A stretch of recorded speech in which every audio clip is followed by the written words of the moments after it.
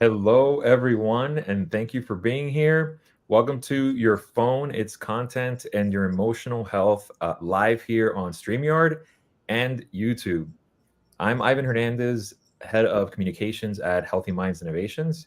We had over 2,000 people RSVP for this event, and they're joining us here on StreamYard and on YouTube and a few other platforms. So thank you all for coming. And I say that just to wish everyone from all over the world good morning, good afternoon, good evening. And I also want to say two things before we get started. One, we have a lot of questions about this event, and this will be a really dynamic conversation with three really fascinating people. And if you have questions, feel free to drop them in the comments. If for whatever reason we don't get to your questions, please go ahead and drop them in the comments of our YouTube channel or on social.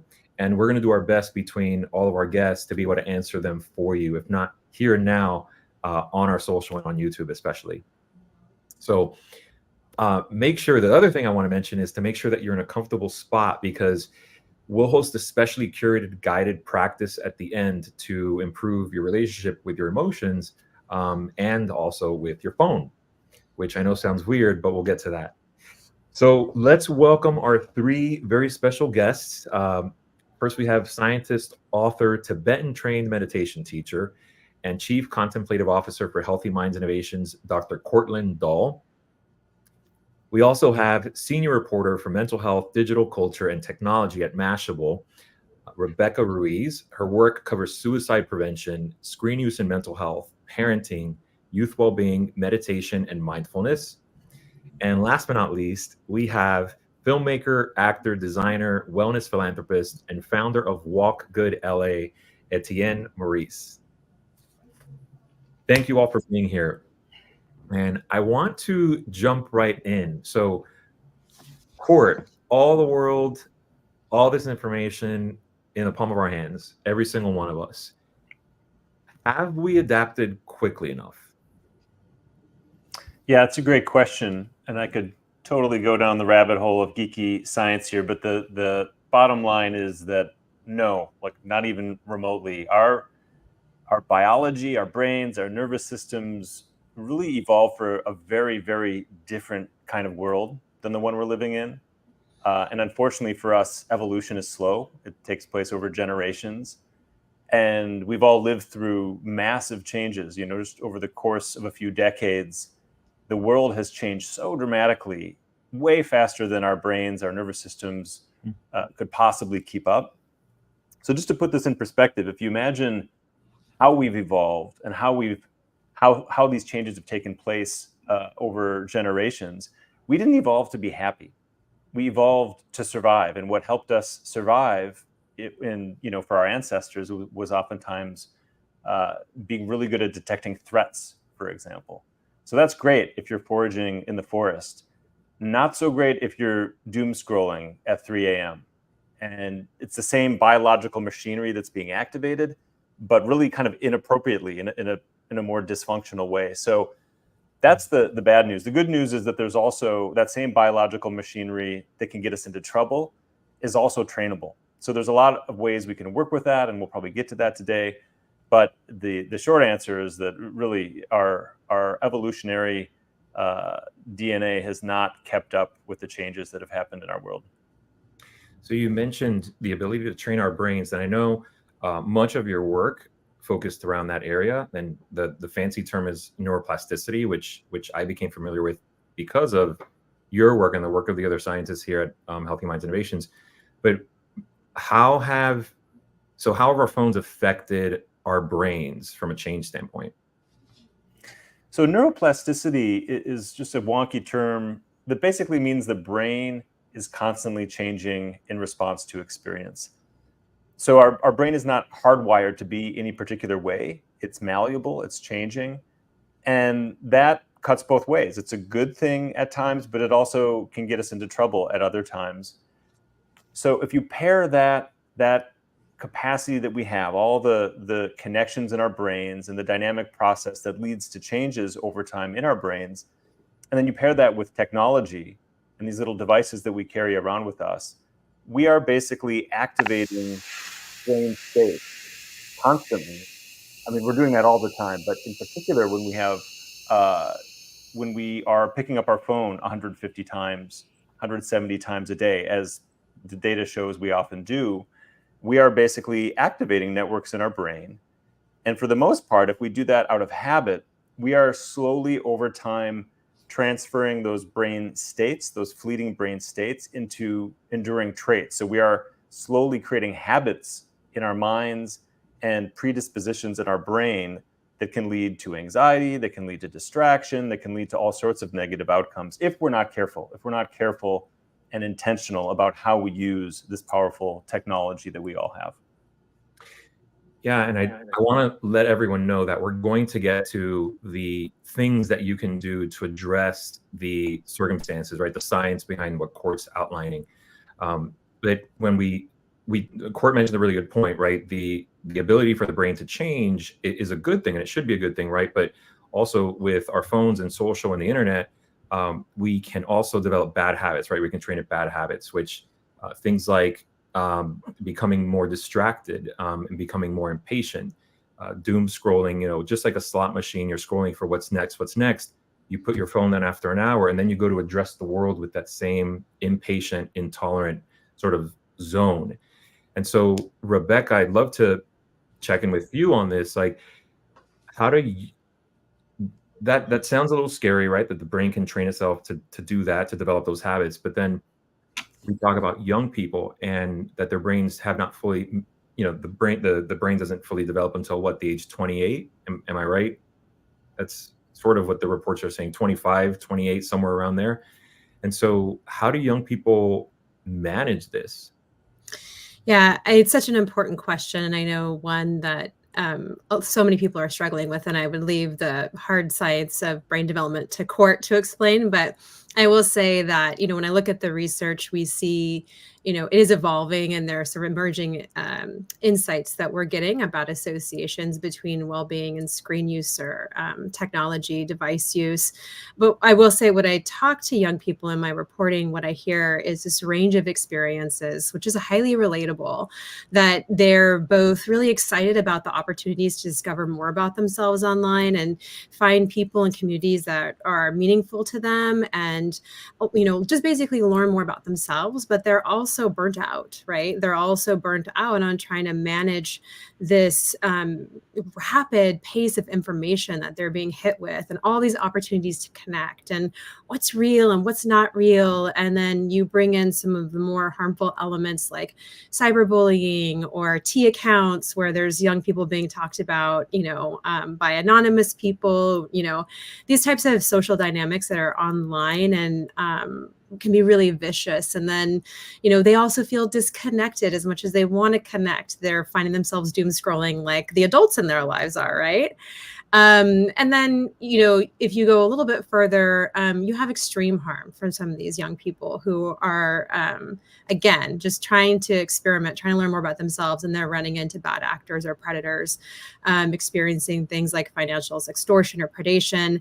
And I mean, I just have so much empathy for young people today. I can't imagine growing up as a teenager and encountering all of that amidst everything else that you're dealing with as being a 15 or 16-year-old. So I think, it's both excitement and curiosity, and also burnout and sometimes harm and fear. That's what I'm hearing from my reporting.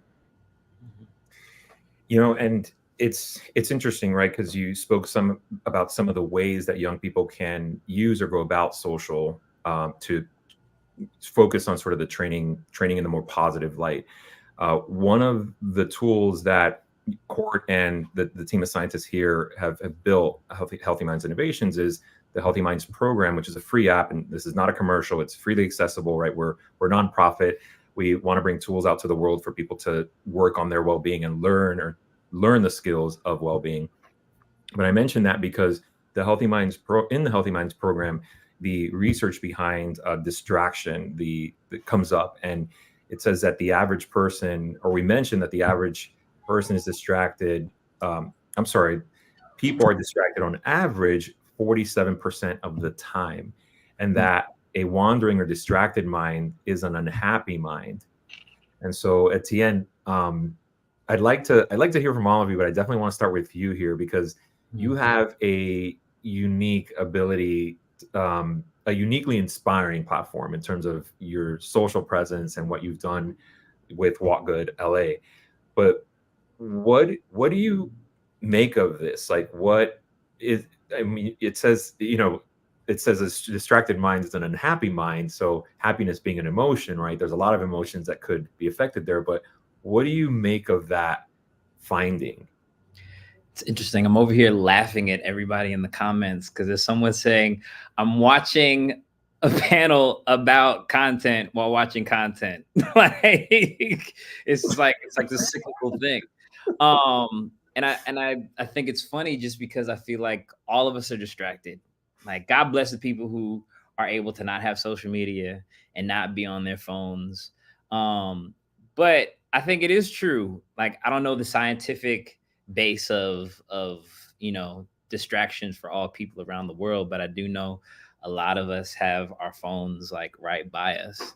And I think it took me a while to kind of reflect and take a step back and be like, all right, is this helping me or is this hurting me? And I think me personally, the steps that I'm taking is like not going to my phone as soon as I wake up. I think that's something that I had a very hard time with. I mean, in the last, 5 years of my life, I'd say like consistently waking up and then going to my phone instead of like waking up, just taking a moment to just relax and like settle into my environment before I go into the environment of the digital world. And I think when we talk about healthy habits or healthy living, I think all of us are, at least most of us, are striving towards a healthier life. But I think it all starts with the beginning of our day. Like, how are we going to start our day? How are we going to set ourselves up for one day at a time that's going to set us up for a lifetime? So I think in my 33 years of age now, I think I want to be healthier and I want to be happier because I'm thinking about the legacy that I want to leave behind. A lot of things are changing for me right now in my life. I just got married. I mean, how many 33-year-olds do we know that are getting married in 2024? And so I think like a lot of my priorities are shifting, and I'm learning now that I could only be good to the world if I'm good to myself first. And it's taking that first step. It's taking those moments to breathe. Excuse me. I'm currently in my studio right now, and everybody calls us all throughout the day, so I apologize. But I'm thinking about the future a lot more. But before we even talk about the future, we got to talk about the present, right? Like, what are the steps that we're taking right now in this moment? Because we could talk about the afterlife, we could talk about the life after, we could talk about the life before this, but let's talk about what are the things that we could change now in our own lives, in our own bodies. My background comes from community work of starting Walk Good LA 4 years ago after suffering or surviving a traumatic brain injury. I didn't know the effects of the brain. The cognitive side of my brain was severely damaged due to the traumatic brain injury. So like my creativeness, that device in your brain that tells you to do something and to not do something, that was completely damaged due to the traumatic brain injury after I had a microscopic brain hemorrhaging in my obviously in my frontal right lobe. And it took me a while to get to a space where I could speak coherently and not have manic episodes. When I was showing signs of bipolar and schizophrenia, I strongly believe that I became to my right mind. I got into my right mind because I had the support of my family. And I think a lot of us are leaving out the family aspect of support in this conversation of mental health and well-being, because a lot of us feel alone. A lot of us feel like we don't have community. and we try and find community in these devices. I'm just going to silent my phone right now. Sorry. And we have a landline. Can you believe that? We still got landlines. So I hope I answered the question. We're all distracted. There's so many things coming at us, but we got to take it one day at a time. Remember to breathe. And it all starts with the first thing when you do is wake up and take a breath for you and nobody else. You've got a remarkable story, and I really appreciate you sharing that. I think we all do. And the fact that, and I want everyone to know that what you have done, where you have taken your story and how you have transformed it. And when I say uniquely inspiring in terms of your platform, like, I'm not using those terms lightly. I think just for anyone here listening, if you go to Etienne's profile, you'll see what he's done with his story and how he's sort of transformed that. And I want to kind of direct this over to you, Rebecca, because with Mashable, right? It's massive reach, right? And the topic of technology obviously comes up a lot. But you are in this dedicated space or dedicated role where it's all about the mental health space and technology. So I just want to get your perspective on this again. I'll kind of repeat it for folks who are just joining, but the finding that was discovered in the Healthy Minds program, where the level of distraction on average is 45% of the time. Each of our level of distraction is 47% of the time. And that a distracted mind or a wandering mind is an unhappy mind. And so I want to get your take on this same question. Yeah, so a couple of things come to mind. Someone in the comments earlier, I think, said like a distracted mind, unhappy, not always so. And I think I'm grasping the point that they're trying to make, which is that sometimes we are distracted because it's a healthy coping mechanism, right? When we're, I don't know, if we have such a thing as being mindfully distracted, when we're sort of like, I'm going to let my mind wander. So I have a large window next to my desk here. And sometimes I would just pull the curtain back and stare out the window and let my mind kind of wander. And to me, I found that much more, and I still find it much more gratifying than picking up my phone and scrolling my news app. But it takes that sort of cognizance about like paying attention to my body, a little bit what Etienne was saying, like, where's your awareness, like first thing in the morning, and I will just confess that when I wake up, I do meditate first thing in the morning. But because my phone is there helping to facilitate that meditation, I will then reach for it and then scroll my news app. It's just sort of like, I pick up people in the comments are sort of expressing a somewhat similar conflict that we all find ourselves in sometimes. So I guess this just brings me in a roundabout way to say, how can we be, and I see this in my reporting too, like how can we be present with our distraction? How can we be aware of what the distraction is? Is it that I am trying to avoid something that maybe is a negative feeling?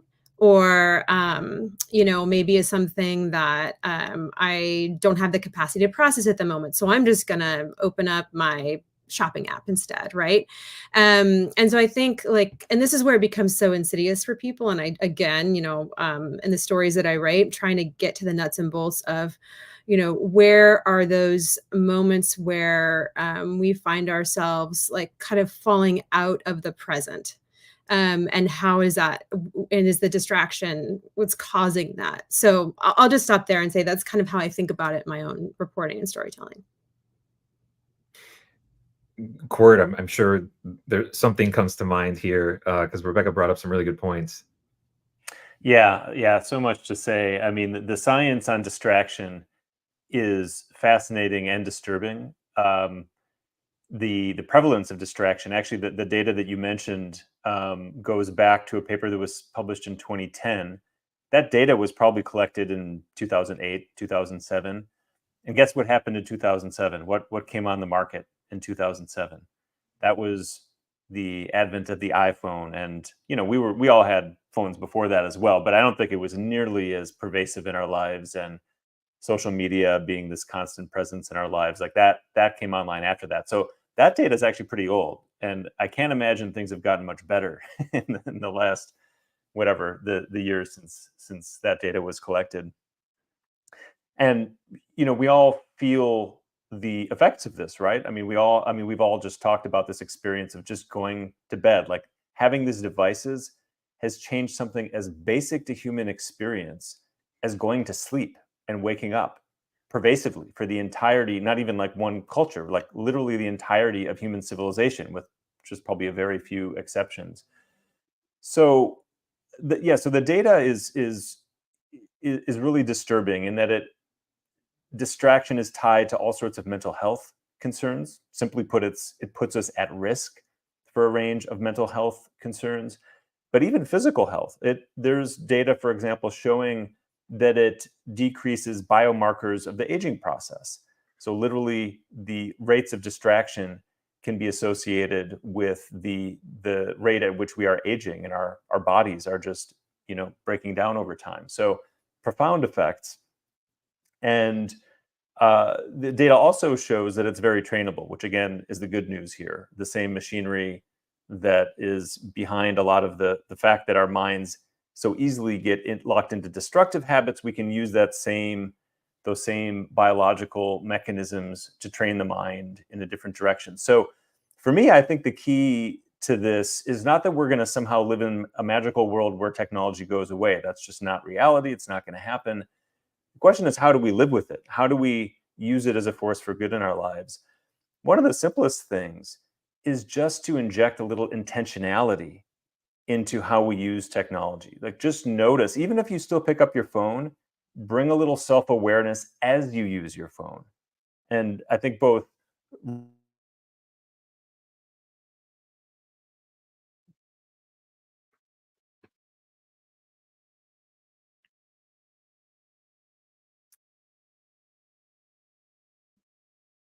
I think we're Wait, I was about to say, did we lose you? I think we can't hear you.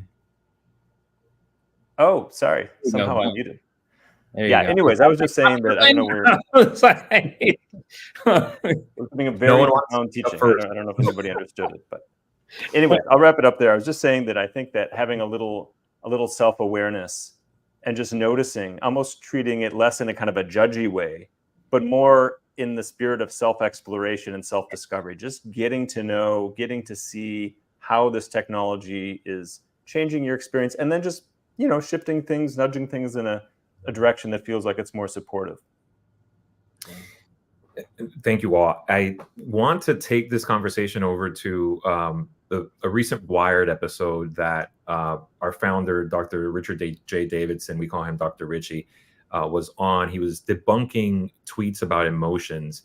And one of the things that came up was the idea that, hey, we have social media now. Shouldn't we all be more empathetic because we're exposed to all these different communities and perspectives?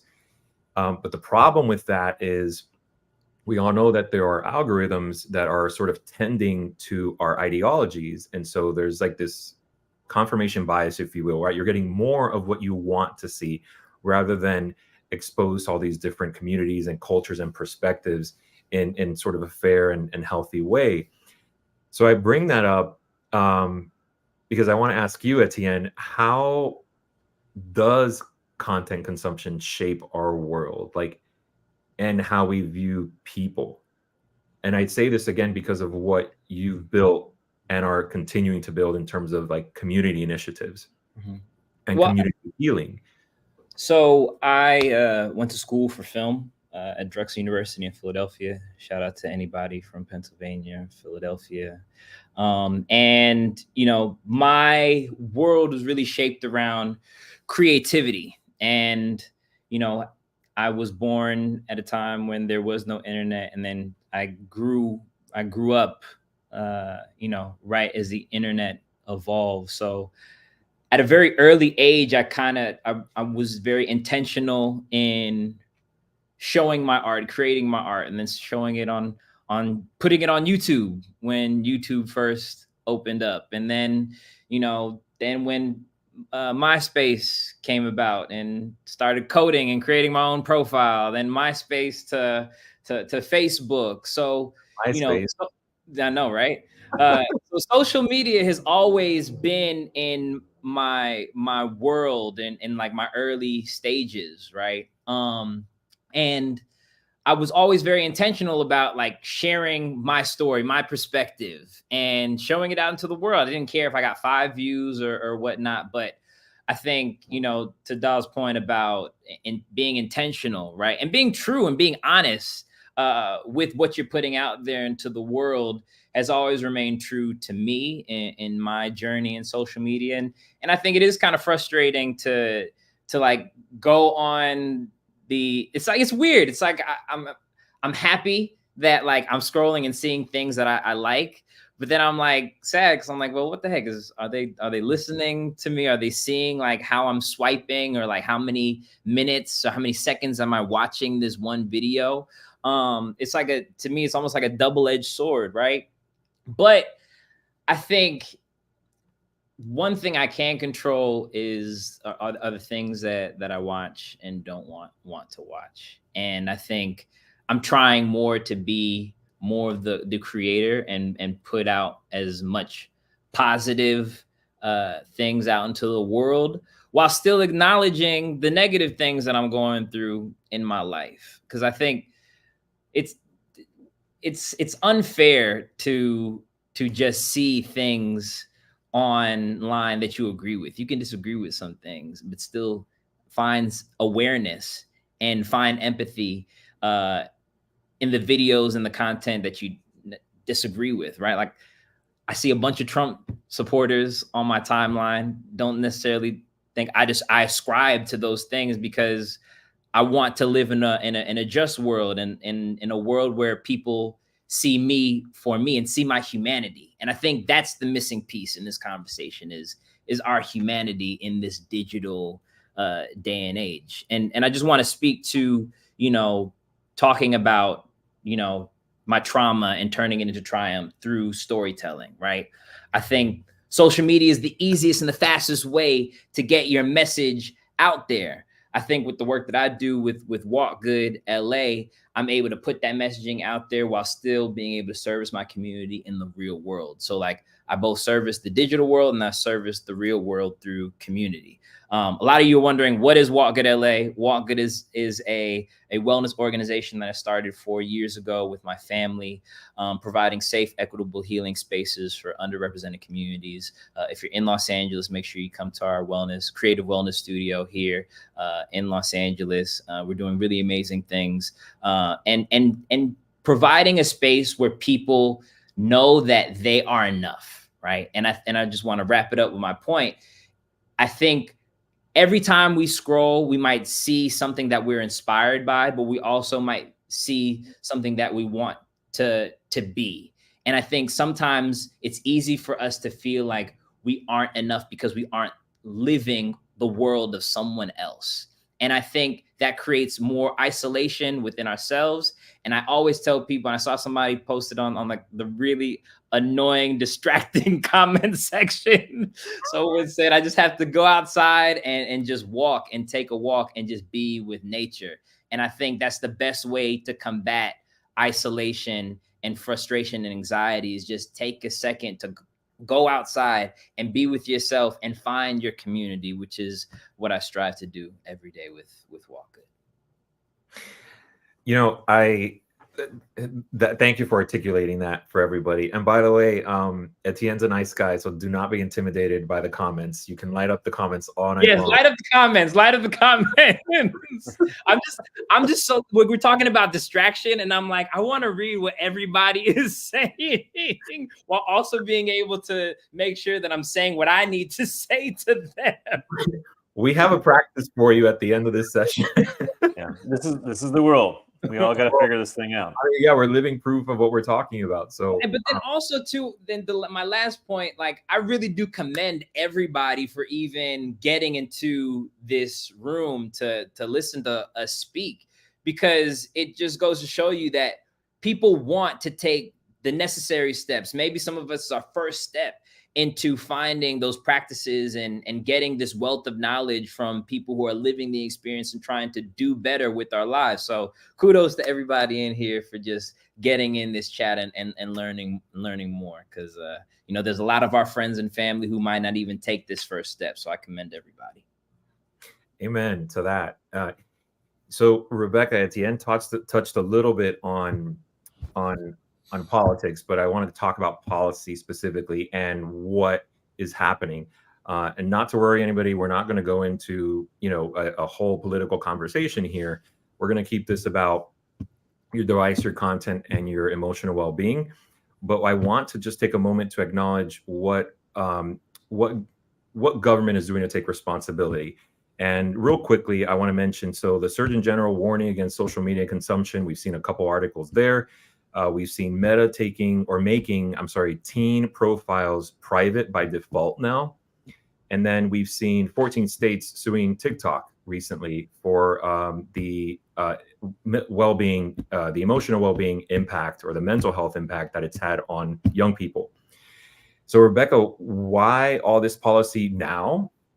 We know why this policy, right? But why all of this now? And is it enough? Yeah, so I think, there have been a lot of advocates, both youth and parental advocates and activists who have come to the forefront and said, I don't like what this is doing to my child. I don't like what this is doing to my family. I don't like what this is doing to me. I don't like what this is doing to my community. And they've been pushing, politicians and tech companies to really take responsibility for designing tools that are safe for kids in particular, but for everybody. And I think, we've been talking about sort of how we use devices and technology in our own lives, and it can make you feel like the onus is on you to come up with all the solutions. And I'll be the first to say that that's just not fair. You know what I mean? Like we are, individually, we're fighting this huge uphill battle of managing our own screen time, and for parents dealing with parental controls that kids can frankly, honestly get around quite easily, and trying to anticipate the next threat or harm or risk around every corner. And what really needs to happen is that these products need to be designed safely from the ground up. And so I just actually, to get back to some of what Etienne and Court were saying, there is some, I think, a really important element of gentleness and self-compassion and, suspending judgment for yourself if you aren't meeting your goals with your screen time, right? Because these platforms are really designed to reel you in and keep you there. That's the business model. So I think that's, we're seeing that now there's this convergence of opinion around the harms, especially for young people, but also just real dissatisfaction amongst users and seeing like, I want more control, but I can't get it. And that's because it's the way that these products are designed in many ways. And so you are seeing tech companies respond to that. Is it enough? I think the advocates would say not yet, but I'll let them spread that message themselves. Yeah, and it's interesting. And to your point, there was a survey done by, I think, Society for about 1,000 Gen Zers, adult Gen Zers, 18 to 27, and almost half of them said that they wish TikTok had never been invented. Mm-hmm. So it's interesting to see what sort of the love-hate relationship really is there. So speaking of responsibilities, I think we also talk about how everyone today, with the power of our phone, like we're all sort of like these mini aspiring journalists, if you will, right? We've all got a platform now to distribute content, whether it's to 10 people, 100 or 1,000 or 1,000,000. And so it's interesting when you think of all of us having a responsibility, right, in terms of the information we put out. So I want to turn this over to Court and ask, so how can we turn our phones into a tool? This is a loaded question, but how can we turn our phones into a tool for well-being, for our own well-being, but also the well-being of others? Yeah. I mean, this is a huge question for humanity right now. I mean, it's getting to the point where, I mean, at the very least, it's a matter of our physical and mental health. But you can see that this is now having effects on things like democracy, which seems like that was like unthinkable a few years ago. But like, really, this is the world we live in. We really need to figure this out. So there's a few things. I think the biggest thing, building on what Rebecca and Etienne were just alluding to, is first just to realize although we experience this at a very personal level, we might feel more anxious, we might get depressed sometimes, we might just feel stuck, as a result of this flood of information. This is utterly not personal. This is our biology responding in a very predictable way to this chaotic world we live in. So it's totally natural if we have these responses. And you can see this with kids, the levels of mental health concerns. Obviously, none of these kids are at fault, but it feels like that when you're the one experiencing it. It feels like, we just have some defect in our mind. It's utterly not at all the case. It's just the world we live in, but it does leave the question of what can we do about that? Because it is so challenging at times. So I think the first thing we can do, as I mentioned earlier, is just treat it like an exploration. Start to be more aware. Like, you don't even have to change anything. Just explore and pay more attention to how the way you're relating to your phone or any technology is affecting your experience. Again, not as a point to get judgy about yourself or feel bad that you're using it too much.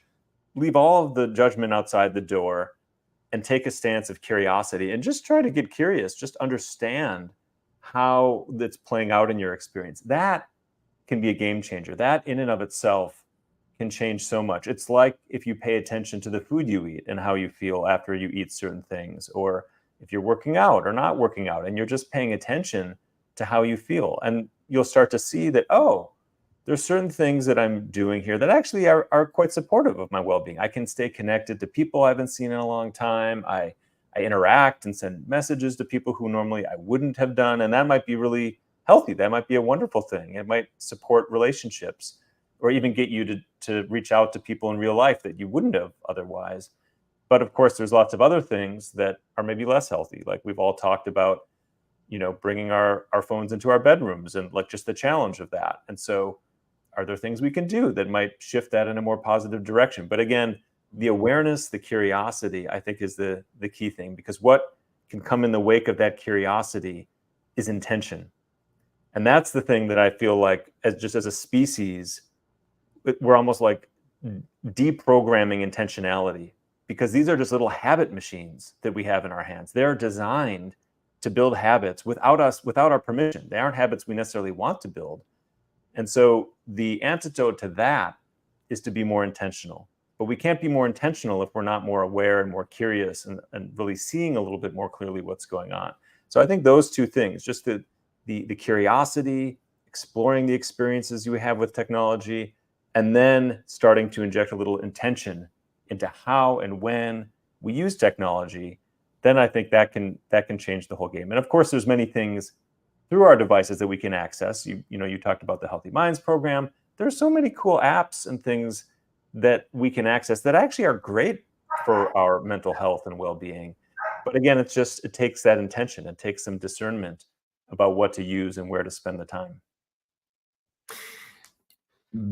And taking that intentionality or the topic of intentionality and threading that further, like what are some changes that we can make with our phone's content right now for our emotional well-being? I would say the simplest thing, and I'd love to hear, Rebecca and Etienne, if you have things that you do in your life or ideas that the two of you have.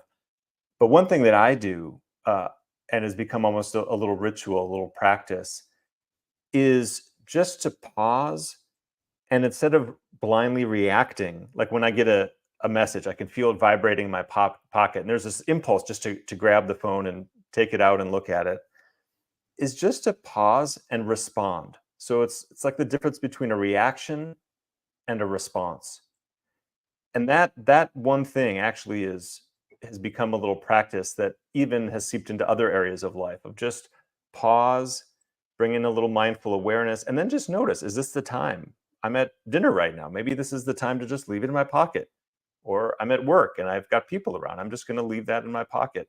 So it's really just having that thoughtful, aware response, and then again just noticing. So that one thing can be really helpful. And then when you do engage with your phone or any technology, again, you're coming to it with some awareness rather than blindly out of habit. So, but Rebecca, Etienne, do you have your little tips or tricks or things you've all find helpful? I mean, funny enough, it's the same. You know, being a yoga instructor and being in the wellness space, I try and find moments of stillness, just so I could reflect. Now, mind you, like 4 years ago, before Walk Good LA, I was not a yogi. I was out in the streets wilding and just doing things that weren't healthy for me. So in this like new space that I'm in life, I try and find those moments of stillness. And I also think a lot about like what my mom taught me. And she always said, you know, inner thought need not always be outer thought. You know, like everything don't need to be posted on social media, and everybody doesn't need to know what you're thinking in the comment section. And you don't need to respond to everything that's being said in the comment section, because while what is being said might be positive or negative, it shouldn't affect you. And I think that takes a lot of practice. And I think, you know, in being intentional about making healthier decisions, it has to be a practice, not a performance. It has to be a practice. And I think a lot of times we're so focused on performing or doing things out of fear of being judged, instead of making our own individualistic choice to better ourselves. And that takes time. It takes time, and it takes time. And to everybody's point, we're living in a day and age where things are coming to us so freaking fast. A lot of us forget to be still. A lot of us forget to breathe. And, you know, sometimes we got to get knocked on our ass before actually having to realize the most important thing. Excuse me. I think there's something that I always think about in a podcast I listened to with Jay Shetty. And amazing podcast. I love like all the little tools that he shares with his followers. And he shared a story about our relationship to our breath, right? What's the one thing that we have when we come into this world? It's our breath. What's the last thing we have when we leave this world? It's our breath. It's not our phone. It's not the clothes that we have on our body. It's not the materialistic things.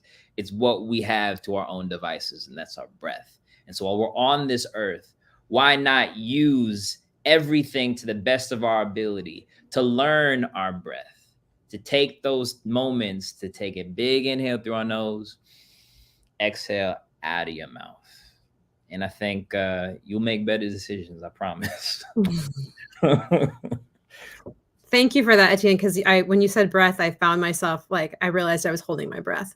Yeah. So sometimes all it takes is just that little reminder. I will say, similar to both of you, I try to inject pauses and intentionality into my tech use, and in particular, because I have 2 kids that are on the younger side. I have done things like I block off my access to news apps during dinner time, which sounds weird. It's not like I'm ever on my phone reading the news while we're all eating. In fact, we don't have phones at the table while we're eating. But I find that in like the before and after dinner is when, you know, if you have kids, it's a little stressful getting dinner on the table or whatever you're trying to do. And I found myself going to my news apps to like, I don't even, you know, this is all about the intentionality. Like, what was I, you know, I'm in the business. So there's probably something about it for me that I'm like, oh, what's happening? And I realized it was like very distracting and not very meaningful. And so I used an app to like block off news apps during that time period. And when I pick up my phone, it tells me, sorry, you don't have access to these things, because I forget sometimes. And I also found that just little examples that I wanted to share, that I do not eat at my desk if I can help it during the workday, but I will eat like somewhere else. And I try to read something in a hard copy, like a magazine or a newspaper, because I find that when I eat, I'm scrolling, I don't enjoy my meal. And I don't know when I realized that or how, but it just became this awareness that this is actually less pleasurable to me. There may be some research around this too. Like there is some research around having a phone at your table when you're out to dinner with somebody, and that can be distracting. So maybe it came from that.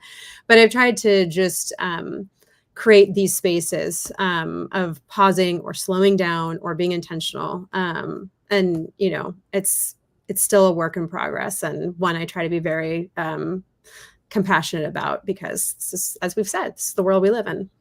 Actually, that term, you just used the term space, and that was in my mind as well, that because we have these devices, there's such a strong pull to fill empty space. Yeah. And it can even be just that, you know, you have 90 seconds, 60 seconds, 30 seconds, and it's like, oh, I'll just, you know, whip out my phone and, you know, check my messages or whatever. I think as a practice, leaving the space, letting space be space, because what can happen in that space is just letting go of the doing and having a little space for being in our day. And we've kind of erased all of the cultural rituals and the space in our lives for being. So much so that I think oftentimes when we have that space, it's uncomfortable. In fact, there's research showing that people would choose to shock themselves rather than just sit there with their thoughts. Like there's actually research on this. Like you just put people in a room, nothing to do other than a little device in front of them where they could administer shocks to themselves, and they will shock themselves rather than just sit there with their mind.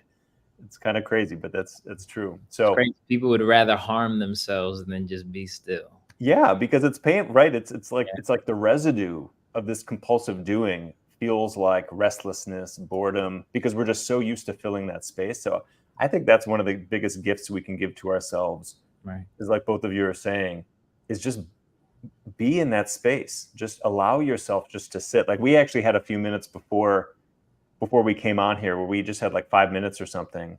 And I could feel that, like, oh, I'll go do this, I'll go do that, I'll check my email. And I thought, oh, I'm just gonna sit here. I'm just gonna be here for a few minutes and come into this event we're doing with a little bit more spaciousness. So again, I think that's almost like a practice in and of itself, is just being comfortable with the space, not needing to fill it all the time. And we talked about, you know, the pain, right? But how do we turn that pain into purpose? And I honestly believe that purpose is what empowers community, right? I think when you are able to create content that is inspiring, that gets people to get up and do something in service of others, I think that is what being human is all about, in my perspective. And I think just us being on this chat right now and sharing our life experiences and things that we know that are true, and helping others, I think is how we progress as a society. And I think not being ashamed of telling our stories, our true, authentic stories. I think there was a time in my life where I was really afraid of sharing my deepest, darkest truth, because I felt like nobody wanted to hear what I had to say. Nobody wanted to hear my sob story of losing my mind. Nobody wanted to hear about my story of getting shot, 11 months after. And there was this interesting moment that I had on social media, because November 9th is the day that I celebrate my sobriety. It's the day that, I also celebrate surviving gun violence, because it all happened within that one night. And when I shared this story and I posted on social media, I think it was like year 2 or 3. I said, I'm not going to post this anymore because I don't want you guys to feel sorry for me. And when I posted, my experience and my life story about overcoming, substance abuse and surviving gun violence, there were a lot more positive messages than there were negative. When people who I didn't know, who were saying, wow, like I had a friend who died, or I have a family member who died of gun violence, or I've been shot too, or I'm not able to walk, or I lost one of my limbs because of not being able to use my legs or not being able to use my arms or my legs anymore. I can't be able to walk.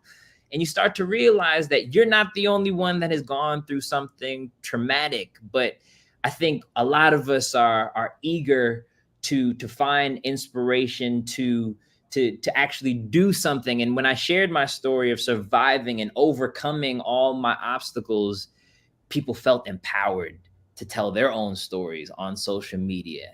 And I feel like not all hope is lost. You know, I think all of us are looking for ways to be there for each other in healthy ways, but a lot of us don't know how to take that first step. So, you know, I encourage everybody to share your story, and to share the story that makes you feel something, that makes you feel like you have something to offer to this world. And I think that's also another missing piece in this conversation is the purpose. What is my purpose? And that all begins with the intention, like Court said. So thank you for bringing that up. Well, I just want to add something, Etienne, that was really beautifully put. But also you mentioned something earlier about connecting that to the in-person community, right? And I think that's what's so powerful about what you do, is that you are sharing stories, you're helping to amplify these experiences, but you're also connecting it to something in real life, in person. And I will just say, from my own reporting, when I talk to the experts, that's what they say time and time again. We're drawing purpose or intuiting something about our own purpose from our experience online or on social media. Can we connect that to something in our in-person lives, so that we build community around it, so that we empower ourselves or empower other people? And I feel like that is we just don't talk about that enough.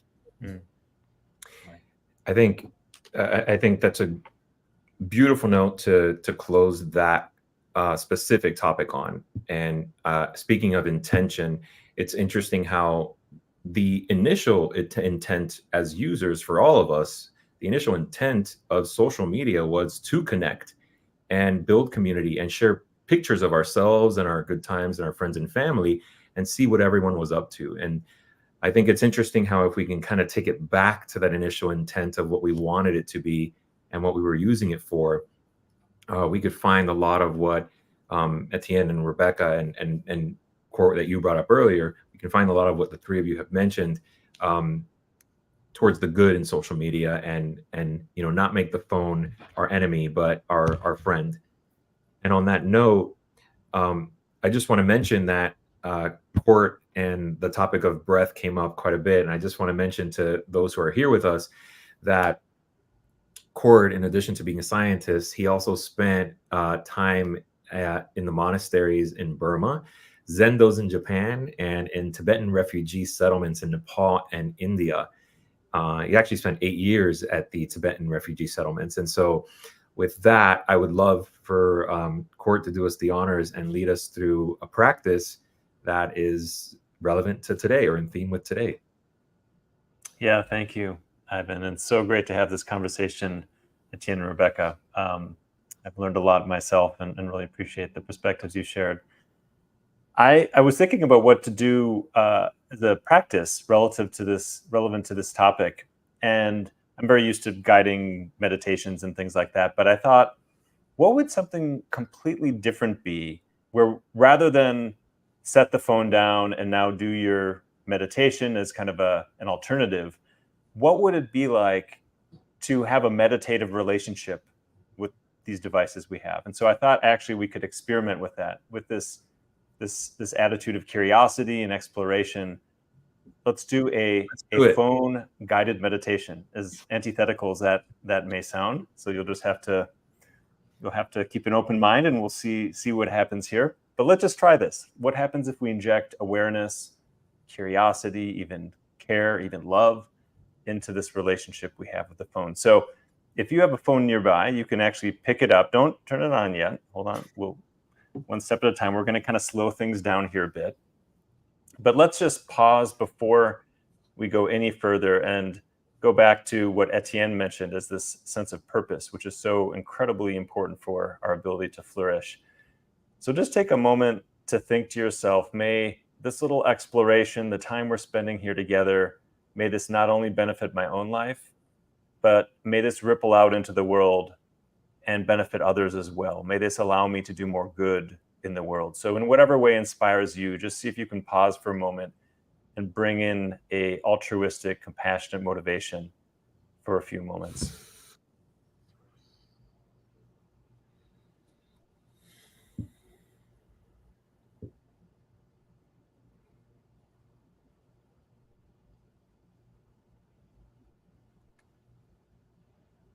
Now you can take a few slow, deep, calming breaths and notice how that feels in your body.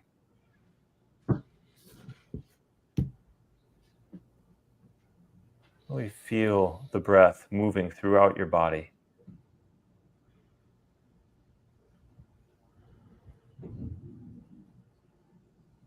And notice how this heightened awareness of this thing that is happening all of the time can shift your experience.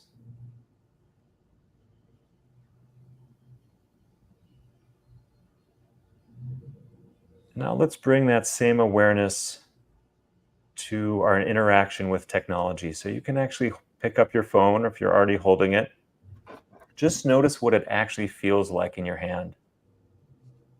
How many times do we pick up our phones without even really feeling it, without even noticing what it feels like? So just notice that.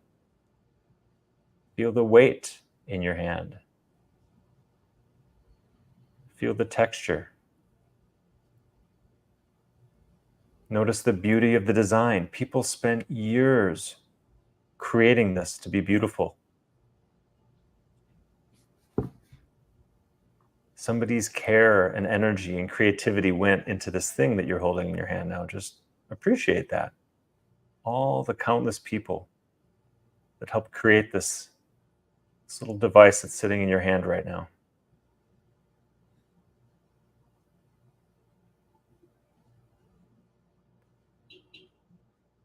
And now you can turn the phone on. And again, just slow the whole process down. You don't have to open any app or do anything with it. But again, just notice the sensory experience. The colors, the shapes.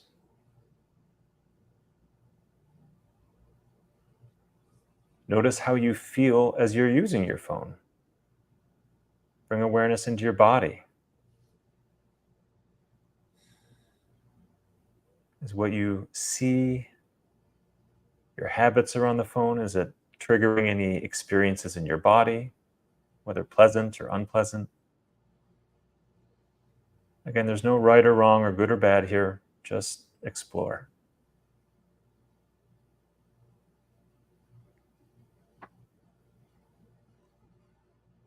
And what do you feel pulled to do? What is that habit energy? What app do you naturally want to open? And you can go ahead and do that, but do it with awareness. Just notice the pull of habit.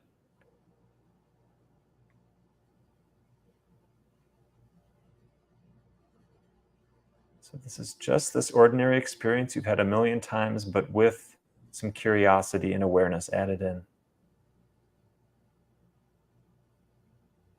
So you can continue to play around with whatever app you've opened or do whatever you're pulled to do, but again, just notice that habit energy.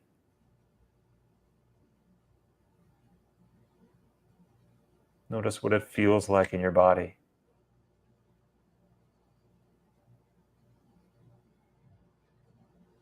Notice what thoughts or emotions get sparked in your inner landscape.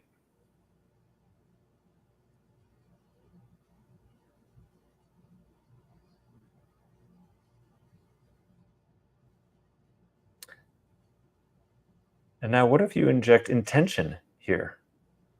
If you think to yourself, I want to do something now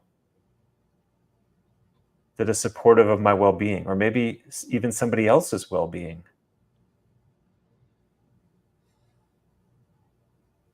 What might happen?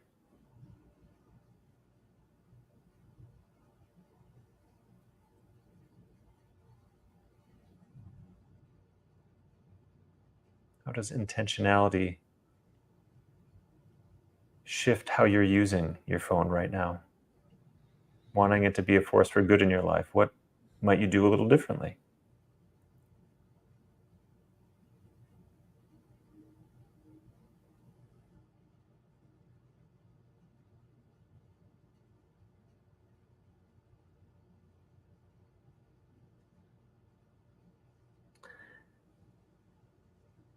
Now we're about at the end of our time together, so why don't we just pause for a moment. You can slowly set down your phone.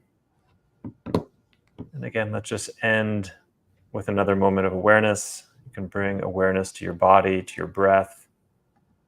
Feel that healing, nourishing energy of the breath.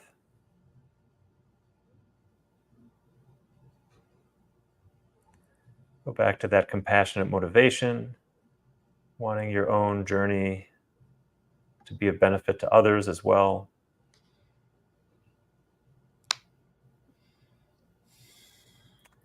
And Ivan, I will turn it back to you. Thank you for indulging that little experiment, everyone. Thank you all for indulging in that. And I think the biggest realization I had was that there's always this sort of sense of urgency. And when you said pause, I had to slow down because I was already going into tap, tap, tap, tap, tap mode. So the beauty of awareness, just to recognize what we're doing every day and remember that sensation. So thank you, Court.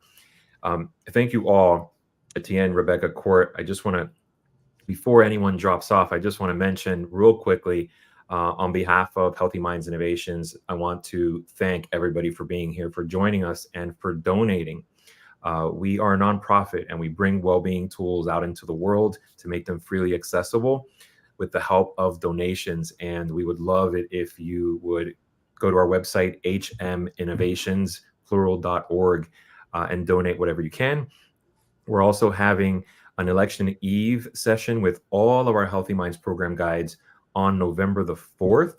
And you can find that event on our website, the RSCP, as well. I just want to say that you can, or close by saying you can find Court on Instagram and his new book, A Meditator's Guide to Buddhism, on hminnovations.org. You can find Rebecca's work anywhere on Mashable's platforms. And you can find Etienne through Walk Good LA on Instagram and TikTok, or in LA at the studio, at the Walk Good LA studio. So thank you all. Thank you three for being here. And thank you everyone for joining us today, tonight. It's because of you that Healthy Minds Innovations is here and doing the work that we do for the world. Thank Take you, care, guys. everyone. Thank you. Thank you so much. Peace. Take care, everyone.